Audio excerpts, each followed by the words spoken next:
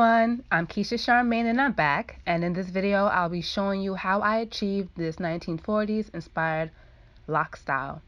So I start off with oiling my hair a little bit, and I want to apologize in advance because I did not get this hairstyle as nice as I got it in the photo shoot, but I'm sure that you get the point and you get how to do it.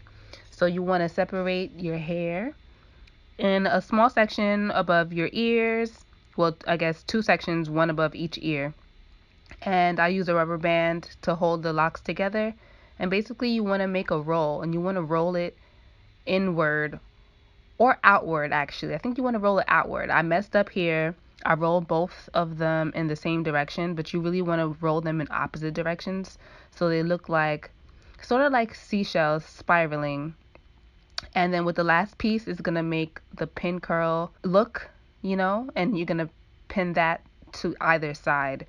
So you have the two victory rolls on either side of your head, above your ears, and then you have a pin curl to the side, making sort of like, bangs.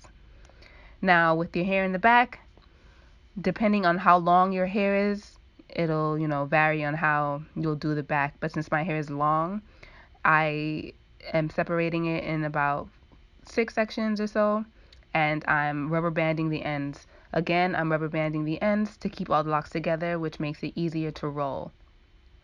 By the way, this style is done easiest on curly locks or old curls, because they tend to be more obedient when they have that texture to them. So these are old curls before I washed my curls out.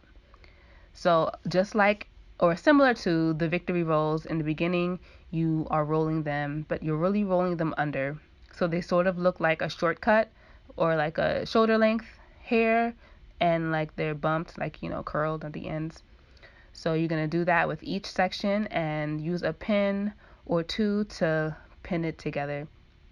You really don't need a lot of pins, especially because in my case, I'm going to be using this hairnet to hold it all together. Actually, I'm using 2 hairnets because one hairnet is just not going to do it. So I used 2 hairnets, and then I used a pin to help keep the hairnet in place so that my hair stays at the shoulder length. Again, I apologize. It's not as neat as it was in the photo shoot that I did it. I did it in front of the mirror the first time I did it, and this time I'm just doing it with the camera. So that, I didn't realize how messy it looked, but I know better for next time. So let me know what you think about this hairstyle. Let me know if you're going to try to reproduce it. If you do and post it on Instagram, make sure you tag me so I can see it, and I might repost it on @LoveLikeLocks. For this style, all you need are pins, rubber bands, and hairnets. Little rubber bands, the little black ones. And if your hair is different color, you want to get, hairnet to match your hair color. So it's pretty easy for me. My hair is black. I just need a black hairnet. And that's it. Thanks for watching. Happy Valentine's Day. Love, light, and locks.